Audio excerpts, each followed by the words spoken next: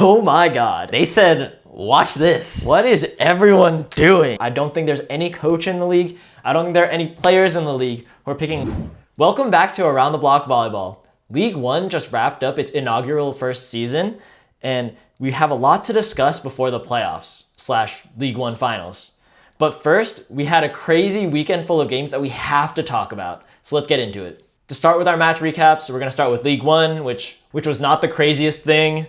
So first on Thursday, we had Atlanta 3-0ing Omaha. Nothing too crazy. The player of the game was Danielle Catino. She had 12 kills on 32.4% efficiency with 3 aces and 7 digs. Yeah, again, it's just really not that big of a game that I feel like was very interesting. I feel like Atlanta is just taking care of business. They're definitely just the best team in the league right now. And then Omaha's just been struggling for quite a while. So it's not that surprising. Yeah, the only thing to note is this was Omaha's only chance to try and fight for a 5th seed in the playoffs, but they lost. So we'll move on to Friday, where Madison took on Salt Lake and won 3-1. And the player of that game was Sarah Franklin, who had 12 kills on 34.6% efficiency with 3 digs, and it was good because she stepped up when everyone else wasn't hitting too efficiently. Yeah, and I think obviously that also meant that Annie Drew Schumacher didn't have the greatest game, but they still found a way to win. Yep. I think it's also, Salt Lake isn't, again, like a very good team, but I think this is still showing that Madison has been improving, and it's good for Sarah Franklin to get this game just because, maybe build some momentum into the playoffs. Yeah. So you're a little bit better off for this team. Yeah, for sure. I think it's going to be important, especially if Annie Drew Schumacher has another off game where someone else can pick up the offensive tempo. Yeah, I think that's definitely going to be a huge thing for Madison when competing against the top teams is, can your offense still work when it's not just giving the ball to Annie Drew Schumacher? Yep. And on that note, that takes us on to Saturday's game where Houston 3-0'd Madison, where Micah Hancock was the player of the game. She had 35 assists. She had a team kill percentage of 44.3%, and the team had an efficiency of 38%. So really leading them to a very strong offense. She also had 2 kills, 2 blocks, 1 ace, and 3 digs of her own. She's always going to get at least like 1 ace per match, which is always just... Always going to be nice. She missed a couple, crazy. But she's scary on the service line. Yeah, so Madison's win streak ends here. I don't get to get really hyped up. But it's all right. I mean, we'll look at the standings a little bit later. But again, I think Houston is still so good as a team. They're such a deep team. It's not just Jordan Thompson. You have help from really good middles and really good outsides. And the defense is just really good for Houston. Yeah, I think everyone was hitting well this game for Houston. And Madison, it was kind of a struggle game all around. But maybe Madison's just getting that out of their system right now. They'll be locked in for playoffs. Hopefully. So the second and final game of League One for this weekend, we had Austin losing 2-3 to Salt Lake. So it was a 5-set game, and the player of the game was Haley Washington, who had 11 kills, 42.9% efficiency, 2 blocks, 1 ace, and I think she's showed again why she is kind of the emotional leader of this team. She's getting super hyped up. There was one play where Austin tried to call her on something, and she turned around and was like, hell no, but in different words. She was not having it. Yeah. But yeah, I mean, we've been preaching this the whole time. Like, a healthy Haley Washington is obviously one of the best middles in the world still. Mm-hmm. And this is hopefully something that can help them for Salt Lake trying to get into playoffs and push for maybe they can win the first and maybe contend for a second game. We'll have to see. But, I mean, Salt Lake pulled it out here against Austin. It's been rough for Austin. Yeah. Of note, Ronnie Jones-Perry did not start the game. I don't think she came in until like the 4th set. So Salt Lake was not at full power for this. So they ended up winning anyway, so it's fine. But that's another detriment to Austin not being able to close out this game. But I think that does it for League One. So now we're going to move on to PVF. And for the PVF, not a lot of games this week. It's about to be spread out across this next upcoming week. There are only 3 games that happened all on Saturday. But it's very, very crazy games. Yeah. We'll talk about it. So first we had the Indy Ignite losing 3-1 to the Columbus Fury. So That's super random. Yeah, this is not a good game for the Indy Ignite to be losing. I mean, when you're contending for, I mean, right now they're looking at one of the top 3 spots. It's, you have to be winning these games against, right now, the worst team in the league. You got to be winning these. Yeah, I'll give the Columbus Fury a little bit of credit. Megan Courtney Lush had a good game, and Nutsara Tomcom for being their new setter coming back in also played super well, so maybe that's changing it a little bit, but not like I expect them to be contending for playoffs or anything, so I don't know what happened here. Yeah, I mean, if you ask me, I think this is a bad loss that Indy is taking. Yeah. Obviously, this is a team where you're trying to make a push for playoffs, and this is not the way that you want to be doing it, but it happens. I mean, they only had 1 game this week, so yeah. Kind of whatever, but the next game, it was the Orlando Valkyries also losing 3-1 to the Omaha Supernovas. And of note, Orlando looked super good in the very first set, and then the rest of it they didn't. So it looked like, they're on a pretty big slide right now. They came off that super long win streak. They've been pretty bad, I think, otherwise. Yeah. And it almost looked like they were coming back into it, and then things started to slip again for them. And to me, this kind of cements Omaha as just the number 1 team in the league now. I feel like they're winning all the games that they're supposed to be. They've continued their streak of getting the good wins, beating the teams that they should beat too, and hey, they beat Orlando too, so it's looking good for them. Yeah. I think the only other random thing of note from this game is that Orlando has Melanie Schaffmaster now, who just came from Minnesota. She played her professional season in Greece, and they're done with their season, so she's back now. And that means that Pornpun, the tie setter, got benched. I don't really know why. I think she's really good. Yeah. A lot of people are saying that she's probably like the best setter, one of the best setters in the league. Yeah, this is a confusing move to me. I don't really see why we're doing this, especially she just came over and it's a whole new team. I don't really understand it, but we'll see, I guess. Yeah, this is not the time to be making these moves unless they thought something was wrong, but I don't think anything was wrong. So that's just weird. Yeah, I don't get it, but yeah, we'll see. Maybe it pans out, but the timing is very odd. Yeah, super weird, but we'll move it on to the last game for PVF. It was the Vegas Thrill getting 3-0'd by the Grand Rapids Rise. The Rise are looking like they want to take that 5th spot, trying to fight for that 4th spot, and the Vegas Thrill continue to be bad. Don't do it. I thought you were gonna make a pun. Grand Rapids Rise on the rise. They are. They are. And Vegas Thrill, again, it's... Actually, I don't even know if they're on the rise. It's just the Vegas Thrill. They're just moving sliding down. all the way down. Yeah. And Orlando has been sliding as well.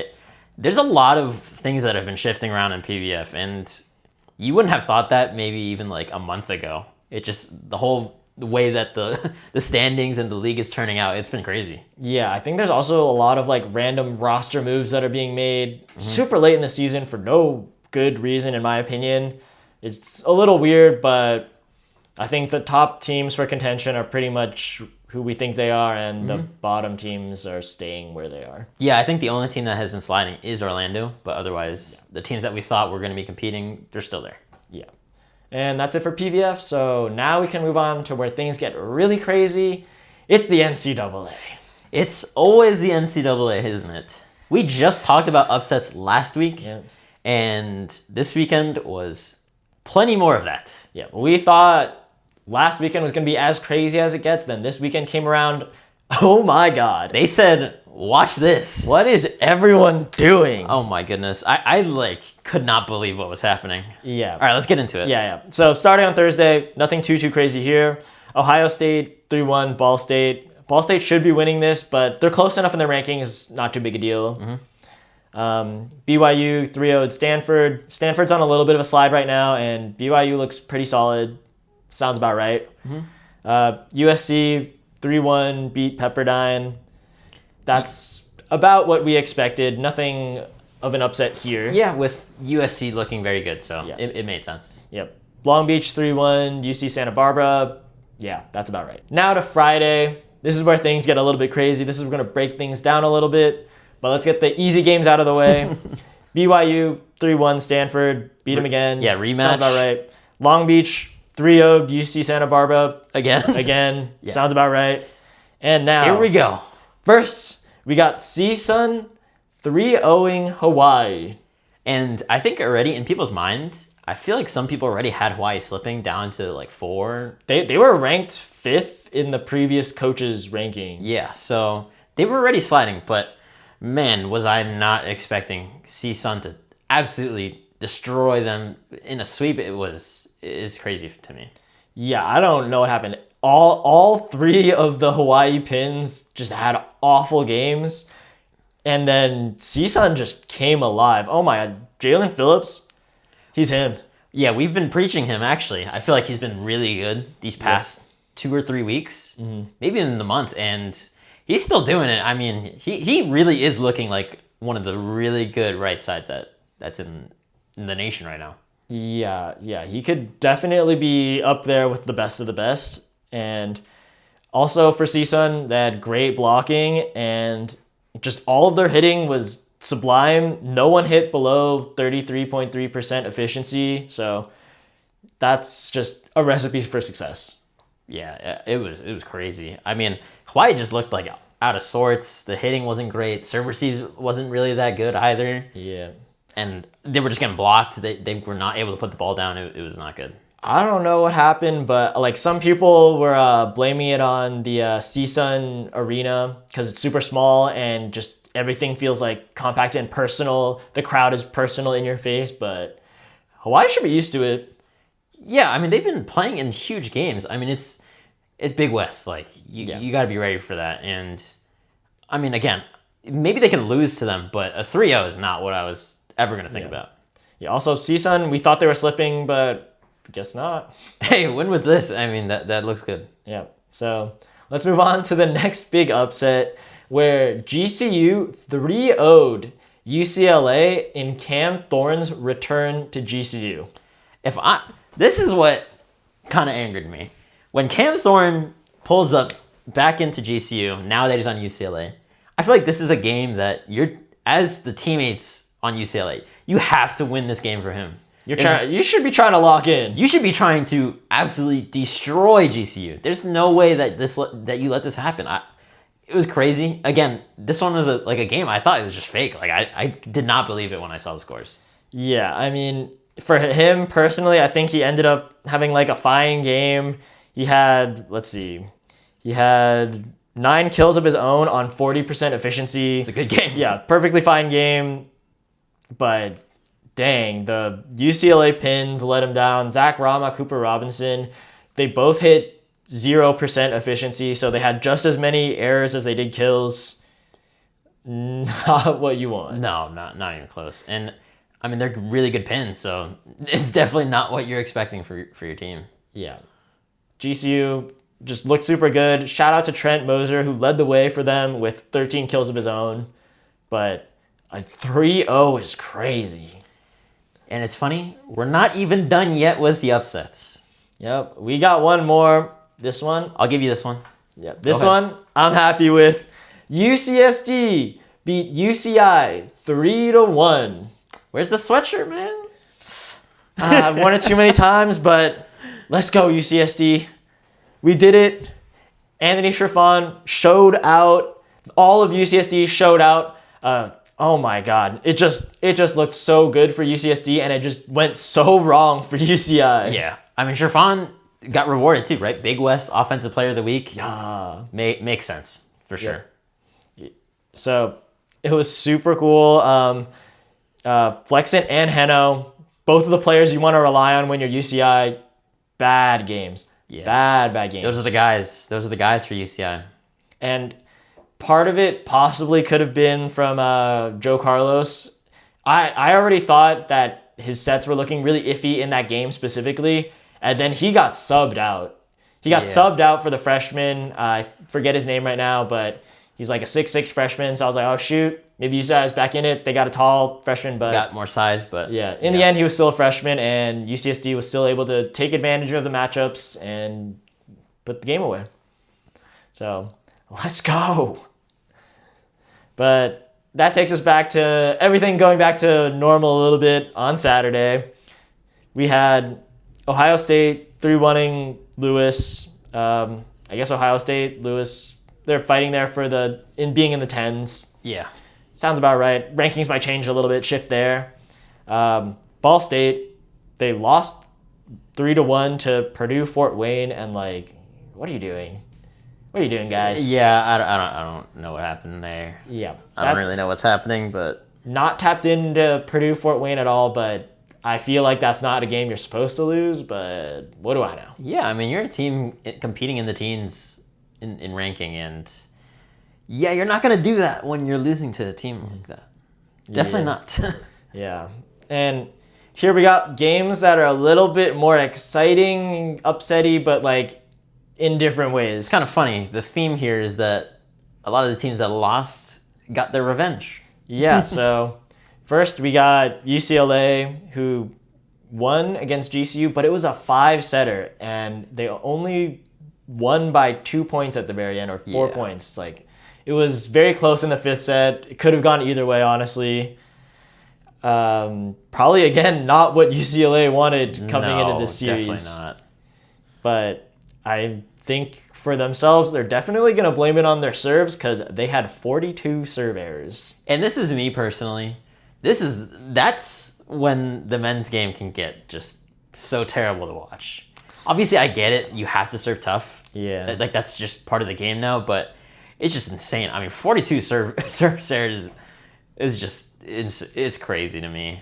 Yeah, I think UCLA did win the game, but it does show their vulnerabilities that they also showed against Long Beach earlier when they played them. But if they have a bad game, especially serving wise, they can just lose to anyone kind of.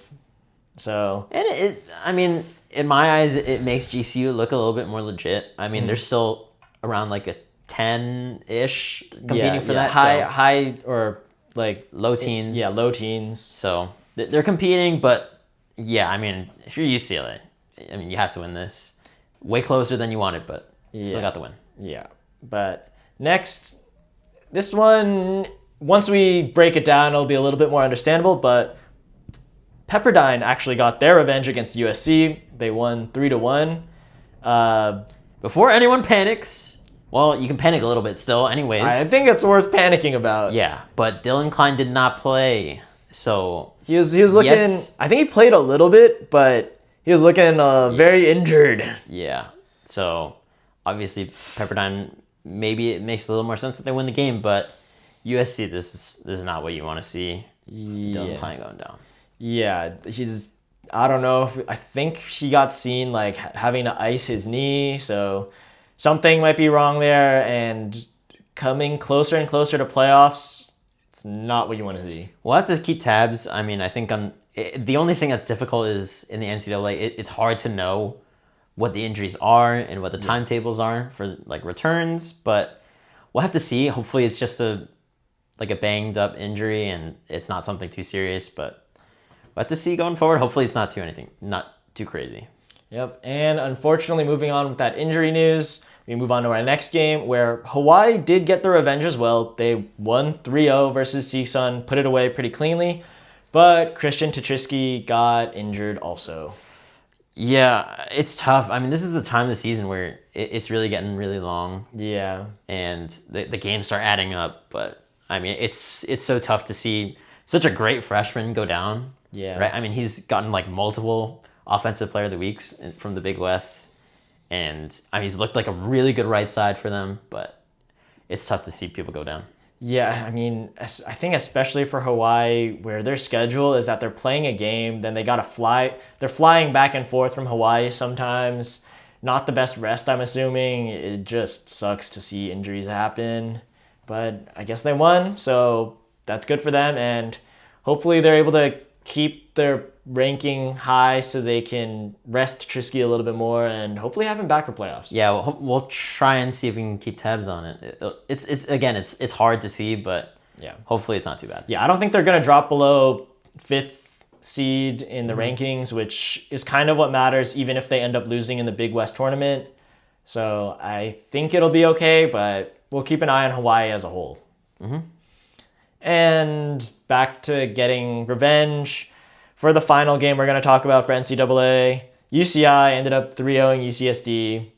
It was Heno and Flexen getting their revenge because God, did they pop off. Yeah, and it's to be expected. I mean, they should be definitely winning this game. So, hey, and shout out to Darcy as well. I think Also had an amazing game. Yeah, I think this switch has been really working out for UCI. I think Nolan Flexen obviously has been really good on the right side, but the flexibility of being able to move him and him playing well on the outside has worked out. And Darcy has looked really good stepping up. Yeah, he's also freaking huge. Oh Yeah. my God. Yeah, this makes the size difference between the setter from Joe Carlos and having such a big right side. I think this helps because Nolan Flexen is also really, really tall.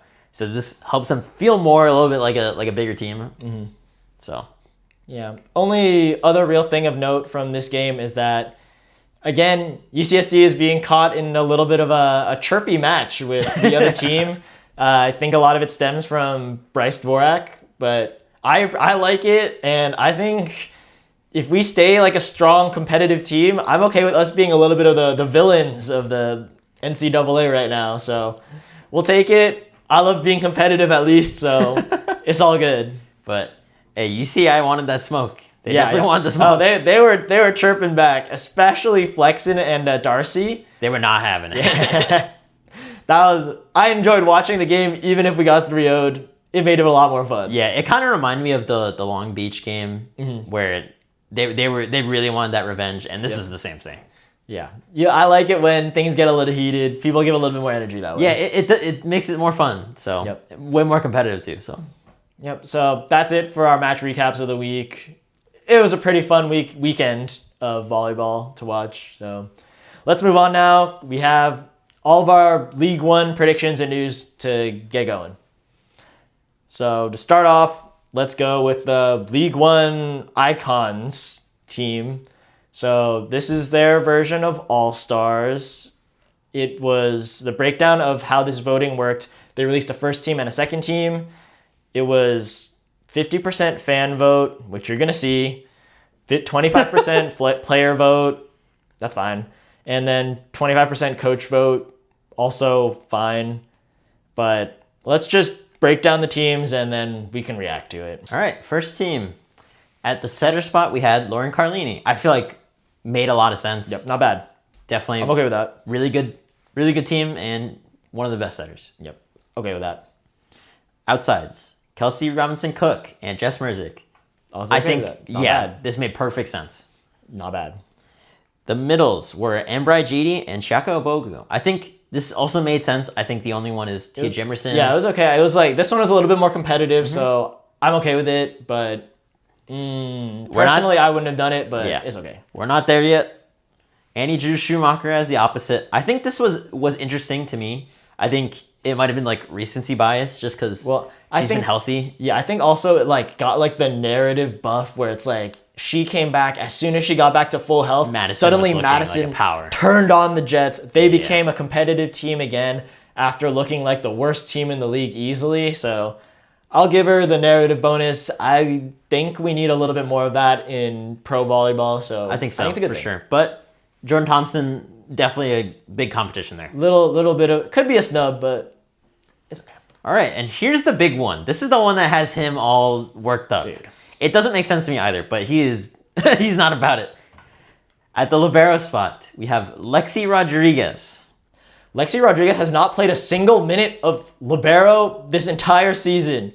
I don't know how she can be on the all-star team, essentially, and be their starting libero for it. So even that, I agree with that too. But it's like, okay, she's DS. It's like kind of similar, but again, it's not. But then I also feel like this isn't really fair to even Justine Wong-Orantes. Like, she is the real libero on that team. She's the one that's always out there. So it kind of, like, this makes me question, like, what are we doing for the way that they're doing this? Yeah, the fan vote was way too high because you know it was because of the fan vote. I don't think there's any coach in the league. I don't think there are any players in the league who are picking Lexi no offense, Lexi, but no one's picking Lexi Rodriguez to be their best libero. I mean, she just hasn't played, Yeah. right? It's nothing against her. It's just she hasn't played enough games. Where... She didn't even make her debut until halfway through the season. Yeah.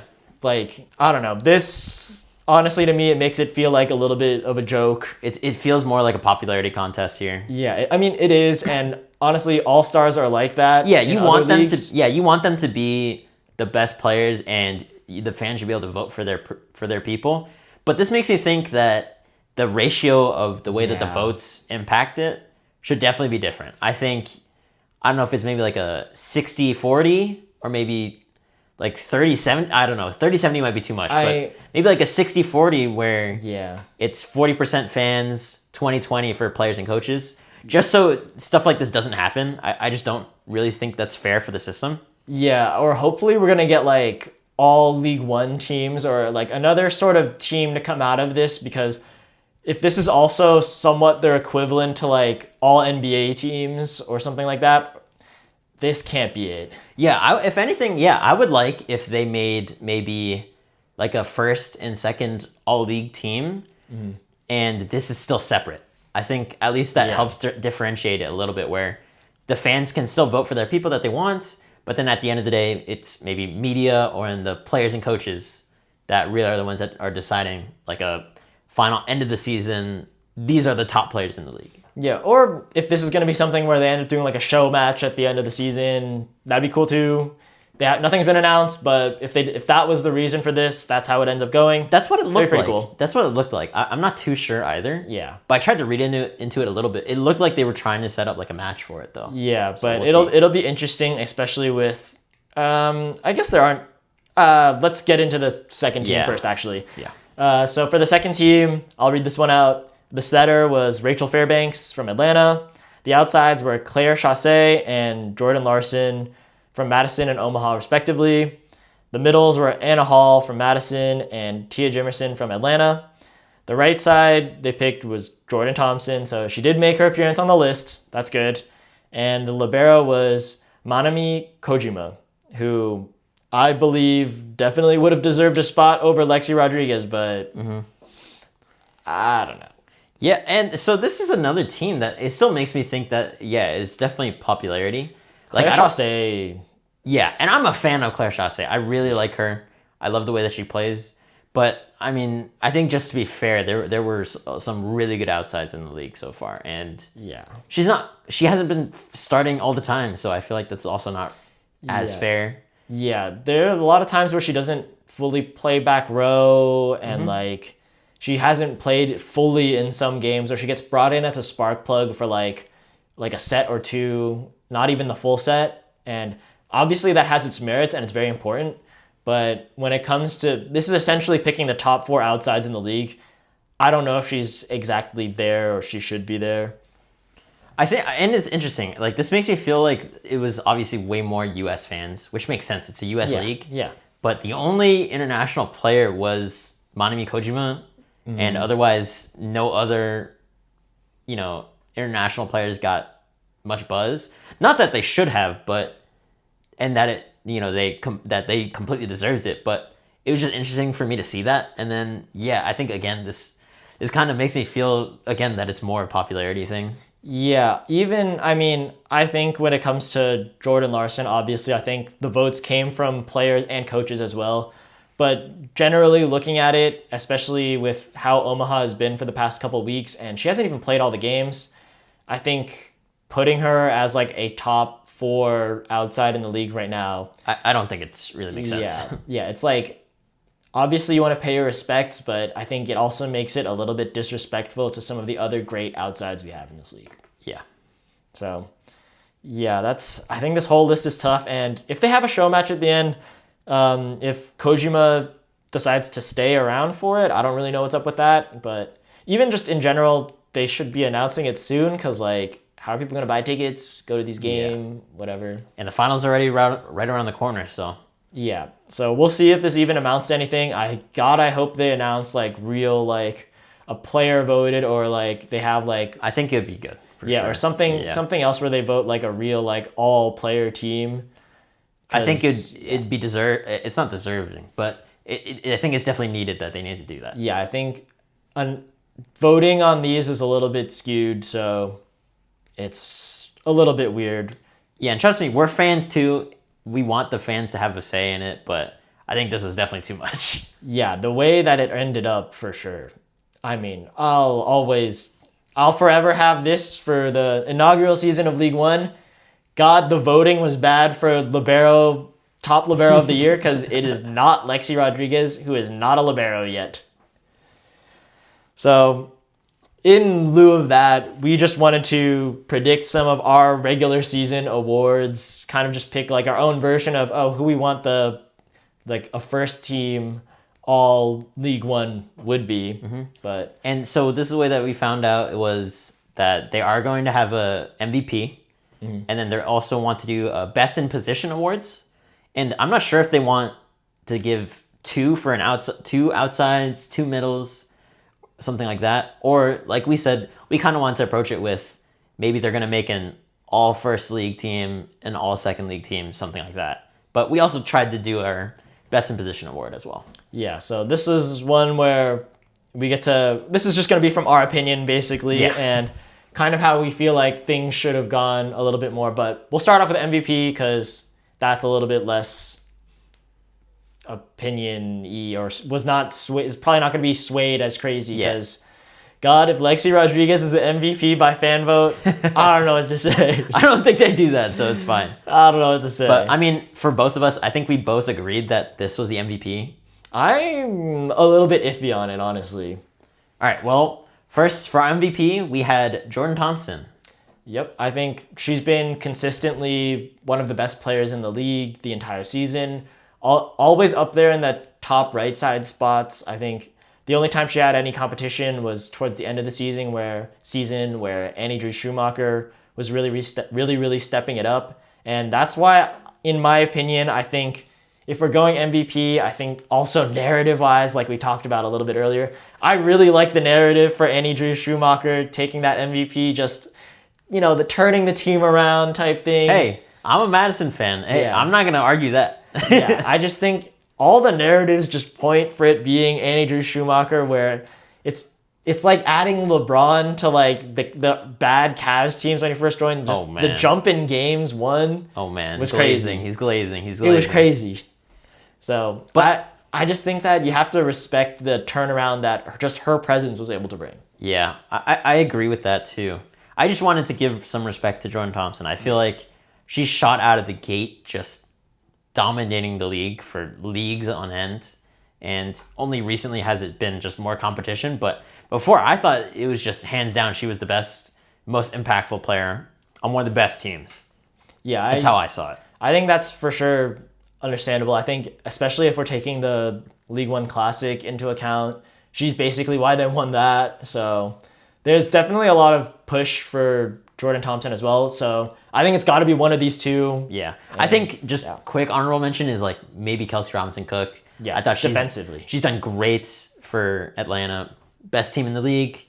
Really good all-around player. She's been impacting them in so many ways. But those were the two that I thought made the most sense. Yeah, I think that would be our number one, number two. We might debate it between us or with anyone, but yeah, that's our MVP voting for now. And now let's get into our best in position or like our all League One teams. So first, setter, I think we both agree on this one. It's Lauren Carlini. Yeah. I think this is the one that the League One icons got right. Yep. I mean, obviously, this team has made a huge turnaround. You knew that Lauren Carlini was one of the best setters in the world when Madison was still losing.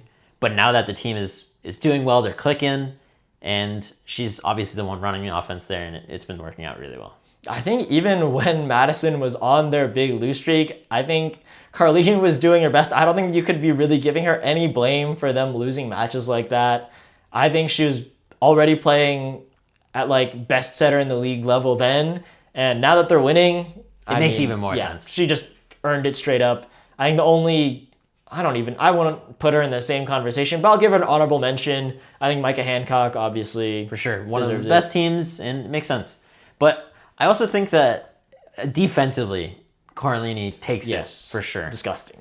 Obviously not like insane with the blocking. She's still really good on blocking, but back row defense and everything, she's hands down the best. Yeah, best setting defender in the league, and we have a Japanese setter in the league, so that's a tough award to take. Yeah.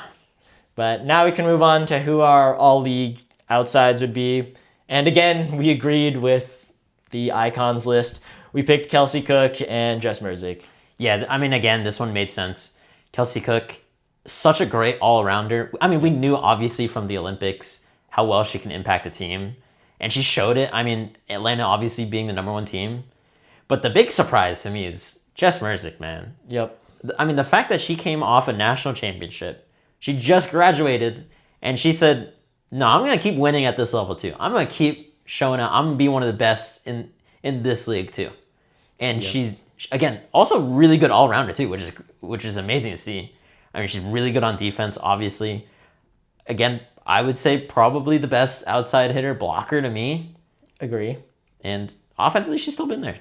Yeah, I think the only knock against her is that she'll have games where she'll be having poor efficiency, things like that. But in general, I think she makes up for it in other aspects of her game. There's no real reason to ever fully sub her out because she's going to find ways to get kills. She'll still get her production and she'll put the ball in play. So I think defensively, obviously, very, very good. I don't even know if I have another outside hitter where I'm like, yeah, they're that close to being on this list. All right, so then for the middles, for me, I also agreed with the League One icons. I actually had Embry Gidi and Chiako Bogu for the middles. I know it was really tough for me to put Tia Jimerson. I'm like so close to putting her in there. I just wasn't really sure, so I was like, all right, let me just put 2 down and I'll rock with it. I'll come in as an Austin fan. I would still probably put Tia Jimerson above Chiaka. It's just, I don't think necessarily she's a better player, but I think just the impact that she has and just that Chiaka Bogu was underutilized for a lot of the season, and even right now is sometimes a little bit underutilized. Yeah, to be fair, I think Tia Jimerson definitely gets more opportunity, so I could see that. Yeah, I think like there's just nothing I can blame on Chiako where I can be like, that's why she doesn't make the cut. It's more like Tia Jimerson just has the opportunity to do so much more, in my opinion. That and hey, I think it was actually amazing to see people that came in for middles that were really impactful. Because I kind of thought like, oh, it's going to be Haley Washington, Chiako Bogu. Those are probably going to be the best middles. Mm-hmm. But hey, Embry Gidi has come on really strong after that first half of the season. She's been so good. And then Tia Jimerson, I feel like, has been really good the whole season. Yep.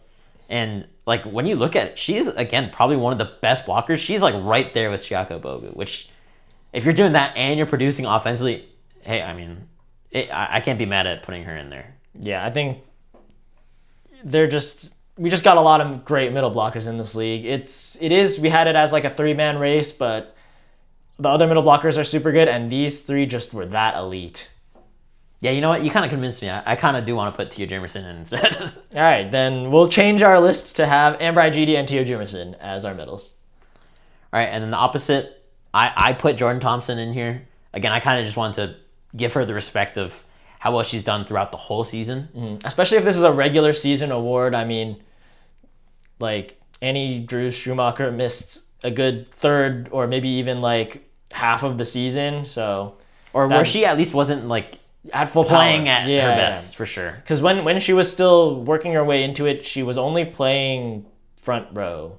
Yeah, and then she wasn't. You just could tell that she wasn't 100%. Yeah. It didn't even feel like she was swinging 100% of the time or swinging 100% of her power. But now, I mean, she made it really close. Like if she was healthy the whole season, man, this would be tough. Yeah, I think again this would be like, oh, who do you think is the MVP? And you just slot that person in. That's basically the same debate again. You just slot them in as the right side MVP player. So now we can move on to libero, where obviously this is a libero heavy league. Everyone's so good. Yeah, I honestly thought this was the toughest one. Yeah, I think right now we have Peanut Panoy written down. Obviously, we want to shout out Kojima, Justine Wong Arantes, And even the other liberos, Pogany's really good. I think she might be like the most underrated just Yeah. because of how good Houston's defense has been. And hey, she's headlining that, so got to give her some respect too. Yeah, I mean, this is the one where, honestly, I wouldn't mind if you picked from any of the starting liberos. The only one maybe you leave off is just picking a libero from Austin, just because they've been switching between the two so frequently. Right. But otherwise, like, all 5 other teams' liberos have very strong cases to be sure. the top libero in the league. Yeah, this one was really tough for me. Like, I feel like you ask me tomorrow, I might say Pogany or something. Like, it is just so tough. Yeah, personally, I want to give it a little bit to Kojima just because she's, not to say she's on the one of the worst defensive teams, but I feel like You can feel her impact on that team defensively for sure. I think it is necessary for her to make a lot more impact for that team to be good. So I think the burden she carries is a lot bigger. Hey, and it's tough too. I mean, Japanese player coming into the U.S. I mean, I don't really know how the communication is, but she's making it work. Yeah, and I mean, we actually have a bunch of foreign liberos for some reason, which is very interesting, but I think she handles it super well, and Salt Lake might not be the best defensive team, but I think they get to where they are because of Kojima, which is why. But Atlanta is the best defensive team, and Pinoy is... She's also been amazing, too. Yeah. So, very, very, very tough debate. Honestly, I wouldn't mind if you slotted any of the starting liberos in here besides the Austin ones, I guess. But maybe we can kind of agree. It's probably Kojima or Pinoy, at least. That's how I feel, too.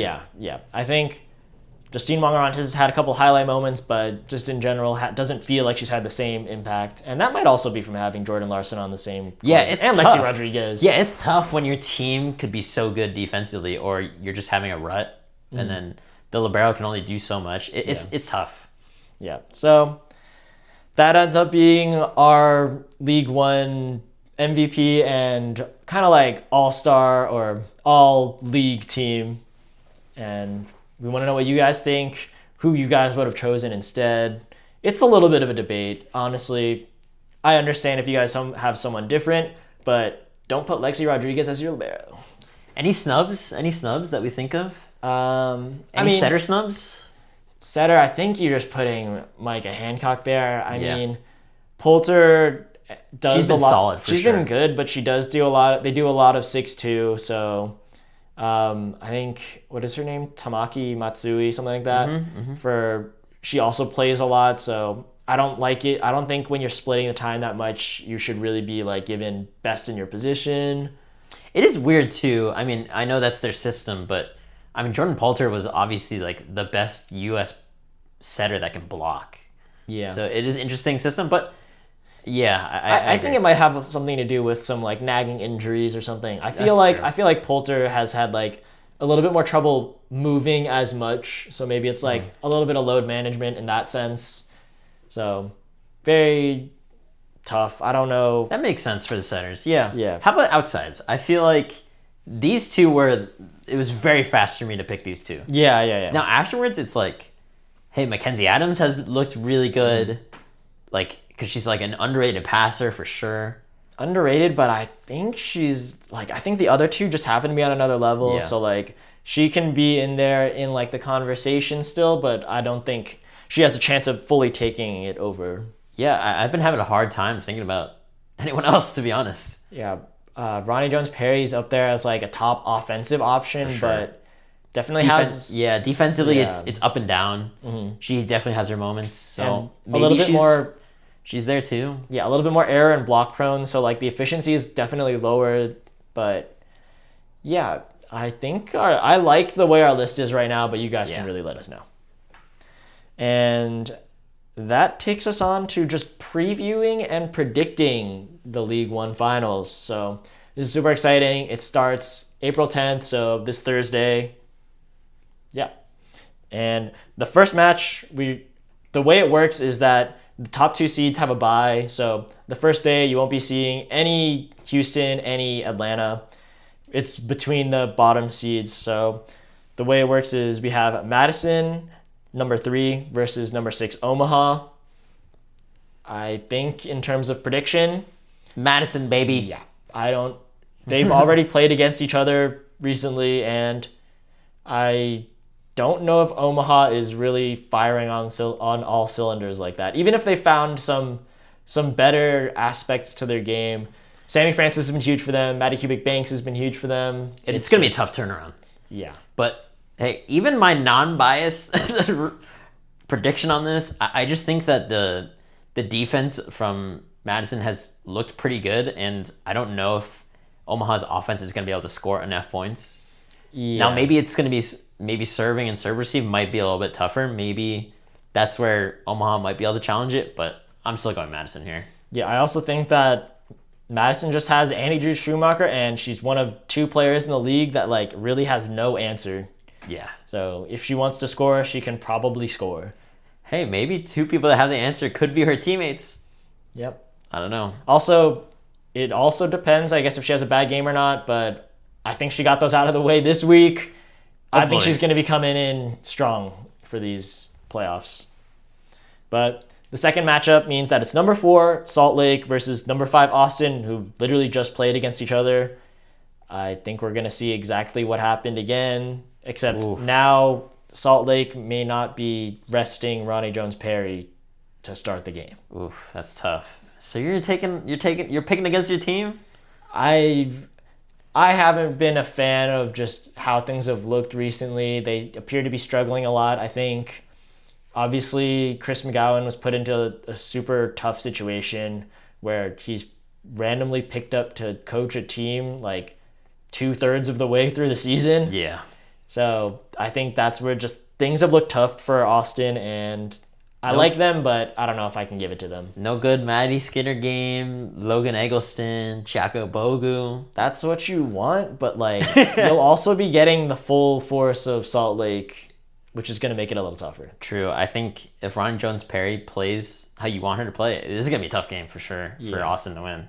And obviously Haley Washington has been just looking better and better. Mm-hmm. So it's going to be tough. Hey, it's going to be a nice clash though. Yeah. This will for the first day, I think this will be the game to watch out for sure.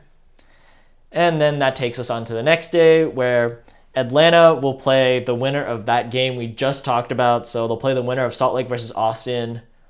I think kind of regardless of who moves on, we're probably picking Atlanta. Yeah, I was trying to find a way to maybe be like, oh, maybe someone else can win. But no, I think I have to just rock with Atlanta here. They've looked too good for the whole season. I think they got this. Yeah, they're nasty, and I think of any team that does have a chance to beat them, these 2 are not the teams. Yeah, I think just the Atlanta serve receive and the defense is going to be too much. Yeah, and I think the other teams can be a little bit more error prone. The 2 potential teams they play against are a little bit more error prone, especially when put under strong defensive pressure. So I think it's Atlanta just winning. Yeah. Yeah. Yeah. So then we have number 2 Houston, who plays the winner of the Madison versus Omaha match, which we predicted Madison. This is where the game gets good. Yeah, this is tough. I really want to go with Madison here. They did just play, though. But I have to be real. I think that Houston's going to take this one. I just think that the serving pressure from Houston might be too much because I know that the serve receive is going to be rough for Madison. Because, I mean, Jordan Thompson's got a good serve. Obviously, Micah Hancock is going to be coming out. And if she has a good serving night, I don't know what Madison's going to do, to be honest. And Jordan Thompson, she's going to be impossible to stop. It's going to be so tough. Yeah, I can see a way where if Annie Drew Schumacher has a really, really good game, Sarah Franklin has to have a really, really good game, and then it's between Janeska and Chaussee, one of them also has to have a really good game. I think all 3 of those things need to happen, and then I really could believe in Madison, but it's too much. Tough. It's tough. Yeah, to me, when you list all that out, I agree, and I think that's just too many things that you have to assume is going to go right for them to win. Where I think Houston served well, passed pretty well, and Jordan Thompson's going to take care of the rest. And your outsides have been so solid.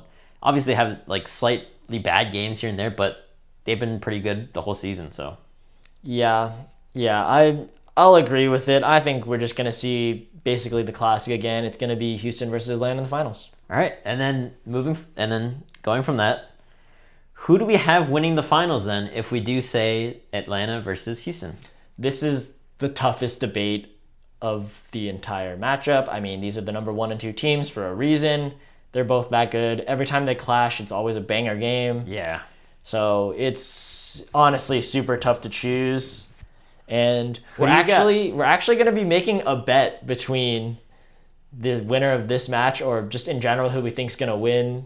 I mean, we're picking from one of these two teams, so it's going to be interesting. We kind of want you guys to help us pick the punishment for the loser, and if both of these teams do not end up winning, we'll both do it. Yeah, we'll both do a punishment because damn, we're washed. I know, yeah. I really think it's just going to be these two teams, but I mean, it'd be kind of cool to see someone else win and maybe go on a run, but I don't really see that happening. Madison, I think, is the biggest contender if they have everything firing perfect for them. I agree. But it'll be super iffy still. All right, enough stalling. Who do you have? This is a tough one. What are your feelings right now on this matchup between them? Because the defense from Atlanta can be super overwhelming. Hey man, I'm a believer. I'm going Houston. I like Houston here. I think this ends up being kind of like a sword versus shield matchup where it's like strong offense versus strong defense, and I think defense wins championships. So I'm gonna go Atlanta. Yeah, this is tough, man.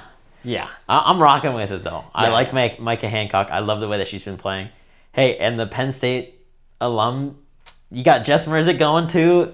Jess Merzick get a good game. Micah Hancock, hey, and we're not even talking about Jordan Thompson. Hey, Jordan Thompson get a good game out here. This win this. This is gonna be a tough game, and let's just see who wins. But those are our picks, and we'll find out on Sunday. 1 day of rest on Saturday. No games played then. And that takes us to the rally round. Welcome to the rally round, where we play our games like draft, blind rankings, and the likes. This week we're keeping it a little bit shorter, but we still have a good amount of games. We're going to start with guessing the top players per stat line for the League One and PVF this week. I've been a little busy this weekend, but hopefully I'm still locked in. All right, let's start off with League One. Guess the top players. Can you guess the regular season top point scorers for League One volleyball? I think the easiest one for me is Jordan Thompson. Jordan Thompson is number 1 with 256 points. That is insane. It's a lot of points. I feel like she just crossed 200, but that was 200 kills. She got 200 points. True. She probably passed that a while ago. Yeah. All right. Give me Maddie Skinner. Maddie Skinner is correct. She's in 4th place with 227 points. Whew. Easy one for me. Annie Drew Schumacher. Annie Drew Schumacher clocks in at number 3 with 234 points. Let's go. And this one should have been easy, actually. I should have gotten this one right away. Ronnie Jones-Perry. Ronnie Jones-Perry's at number 2. She has 240 points scored on the season. She's putting up numbers for Salt Lake. Big numbers. All right, so last is number 5, right? Yep, we got number 5 left. Ooh, this is tough. Yep, there's a lot of good options to pick from here. A lot of good point scorers. Is it Jess Merzick? It is not Jess Merzick. Okay. I feel like she's pretty close up there, though. Yeah. How about Kimberly Drevniak? It is not Kimberly Drevniak. Man, okay. I'm kind of lost on this one. This one's kind of tough. I'm trying to think about the other pins here. Other big usage players who end up scoring a lot through kills, things like that. Oh, is it Danielle Catino? It is Danielle Catino. She comes in at number 5 with 211 points. Wow, that is insane. I feel like she didn't even play the first 4 or 5. How many matches? Yeah, taking into consideration how well Tessa Grubbs is doing, it's crazy that Danielle Catino is up here. Yeah, she took the opposite position and she ran with it. That is insane. What? Yep. So that is super crazy, and those are the top point scorers for League One volleyball for their regular season. Wow. Now we're going to move on to the PVF. Guessing a stat. All right. I need you to guess the kill leaders in the PVF. Kill leaders. Brittany Abercrombie. Brittany Abercrombie, number 1 with 352 kills. Whew. Oh Yep. my God. I know they play more games than League One, but man. The number is huge. Yeah. I mean, she's, again, just unstoppable. Yep. All right. Next, I feel like this is pretty easy too. Give me Leah Edmond. Leah Edmond, number 2, 319 kills. Wow. So there's actually a decent gap too, actually. Yeah, there's still a gap, even if Brittany Abercrombie hasn't been playing the best recently. Wow, man. All right, well, Brooke Nunaviller. I know she's got to be up here. Brooke Nunaviller is number 4. She has 279 kills. Azani Taylor. Azani Taylor, number 3, with 310 kills. Let's go. Whew. Okay, number 5 again. Number 5 is where we get a little bit more difficult. What? Who would it be? She's been playing for a lot of the season, but I'm not sure if she comes to mind exactly. Is it Hannah Maddox? It is not Hannah Maddox. Okay. Hannah Maddox might be there at number 6 or 7 or something. She's up there for sure. Okay. Man, this is tough. Yeah. I'd say you want to start looking at the lower bottom half teams. Man, I don't know if I have it. I don't know if I have it. That's understandable. I think she's been slept on a little bit. Probably has been slept on a little bit. At number 5, we have Kendra Dahlk with 255 kills for the San Diego Mojo. Wow. Yep. She's been doing great, flying a little bit under the radar just because I guess the Mojo are lower ranked in the league. Or they're actually at the bottom. Yeah. They're number 2. Man, I'm not locked in. Yeah, I mean, that's okay. It's hard to keep up with all the volleyball going on, especially with the teams where you're not expecting too much. Man, shouts out to her, though. Yep, she's a beast. But that'll do it for all of our Guess the Stat Line games this week, and we're going to move on to blind rankings. All right, for blind rankings, we're going to start off with League One again, and we're going to be doing League One outside duos. So not just a singular outside, but duos as in both outsides from the same team. Okay. I love me some outside duos. There's some really good ones in here. Yes. So can you blind rank these League One outside duos? First up, we have Atlanta's duo of Kelsey Cook and Mackenzie Adams. Man. That's number 1. That has to be number 1. All right, there we go. Number 1. Out of the way, easy. Yeah, best team, best outside, and the other one, Mackenzie Adams, has been also killing it, so Yeah. not hesitating. Number 1. She bounces the ball. All right. Now, moving on, we have Salt Lake's Moving on, we have Salt Lake's outside duo of Ronnie Jones-Perry and Danny Drews.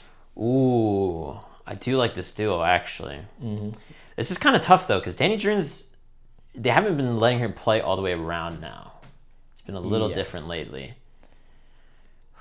Yeah, it'll be iffy. She gets subbed out a little bit. I think I want to put this one... I'll put this one at 3. I think Ronnie Jones-Perry has done really well, and Danny Drews can still put points on the board for sure. Okay, you got them at number 3. Not bad. But now we're going to move on to Houston, and their duo is Jess Merzick and Maddie Rischel. This is my favorite duo to watch, and I think this makes sense. I'm going to put them at 2. They're both so good. They both play insane defense, and they can both bounce the ball. Yeah, I mean, just insane all-arounders. I think I really like them here at 2. Yeah, I think also the funniest story I've heard about them is that sometimes their builds and play style is so similar. Sometimes when they're watching tape, they get confused on who's who. So funny. I can't lie, I might have also had that too. But that's in number 2. You got 1 through 3 already taken. And our next duo is Omaha's duo of Jordan Larson and Maddie Cubic Banks. Ooh. Not necessarily starting the whole season, but as it's of been late, what they run with. As of late, they have been looking pretty decent. I feel like with the way that they've been playing in League One, I think I'll give them 4. I think Jordan Larson has been, again, just very consistent. Obviously, passing-wise, she's always been there.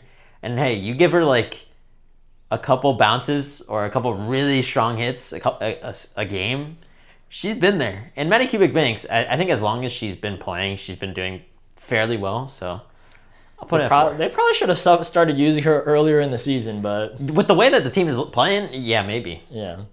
But that means at your number 5, you have Madison's duo of Sarah Franklin and Claire Chassé. So that is a tough number 5. I might be okay with where I put it, but as a fan of Madison, this hurts. This hurts. I'm a huge fan of those two. I've loved watching them in college. So it hurts that I put them here at 5, but I don't know. They're probably the worst passing overall duo on the list. So. I guess so. Yeah, not too bad, but what did you guys think of the list? All right, so we're moving on. So now we will be trying to blind rank some PVF outsides. Okay. Blind rank these PVF outsides. First, we have Allie Badenhorst. Ooh, Allie Badenhorst. I mean, she's had a couple outstanding games, hasn't played the whole season. It's tough to place her. I mean, I already have like my top 2 at the very least locked in. So it's where do I think she ranks in from 3 to 5? You know what? I think she's had some good, outstanding games. She's on the best team. I'm going to put Allie Badenhorst at number 3. Ooh. Yeah. Hey, maybe if she was starting the whole time, hey, you don't know what she'd be doing. We're going there. Because the way she's playing now, man, she does look very good, for sure. All right, next we have Charity Looper from Vegas Thrill. Ooh. She's been solid. Looper. She's been solid. She has been solid, but the Vegas Thrill has also had a lot of bad games, which means not that solid. That's tough. She's had a couple pretty good games, but I'm going to put her at number 5. Ooh, yeah, I'll be safe with that. Number 5. I think just that's the tax you get for being on the Thrill right now. All right. Then number 3, we have Lekator member Monet. Ooh. Tough because she's injured now, Yeah. but hey, earlier in the season, she was playing, so. Yeah. I mean, I still have the top 2 that I want to put top 2, and I think that Lekator member Monet deserves the 4 spot, but that's probably just because of injury for sure. And she could be up there fighting for different spots if she wasn't injured, but I think you can tell that the Indie Ignite miss her. All right, number 4. Next, we have Brooke Nuneviller. All right, I have someone who I still want to keep in for number 1. Ooh. I hope she's at number 1 because otherwise the list is going to be bad. I'm putting Brooke Nuneviller at number 2. All right, got the Omaha outsides. Oh yeah, number 2 and 3, baby. And for your number 1 spot, we have Leah Edmond. Exactly who I wanted at number 1. Makes perfect sense. Reigning MVP, in conversation to be the MVP again. She belongs right here at number 1. Yeah, I like the way the list turned out. Yep. I think maybe not perfect, but pretty good. Let us know what you guys think. Now it's time to move on to our last blind ranking of the video. We're moving on, and we're going to do NCAA men's outside duos. Mm-hmm. We got some banger teams here. Yep. A lot of good pin hitters. I need you to blind rank these NCAA men's outside duos. First, we have Hilaire Heno and Nolan Flexen now for UCI. Oh my God. They are so good, especially because they just rocked my team UCSD. Yeah, I think I'm just going to handedly give them number 1. Ooh, number 1. I have to put respect on their name. All right. Hey, that's reigning National Player of the Year, so yeah. I guess it's not that crazy. Next, we have Adrian Rohr and Louis Sakanoko from Hawaii. Okay, Hawaii's also pretty good. Looking tough. Ooh, there's a lot of good outsides in this league. There sure are, for sure. I think that they belong at a solid 3 right now, but definitely could go 2. Okay, number 3. Then next, you have Cooper Robinson and Zach Rama. This is kind of who I had in mind as a possible number 2, number 3 area. I guess that means they're going number 2. Ooh, okay. Next, we have Skylar Varga and Sortiris Siapanis from Long Beach.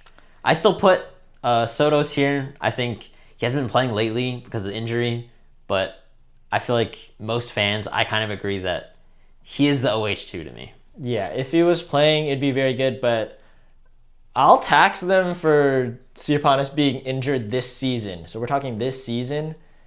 I'm going to put them at number 5. Ooh, number 5. Yeah.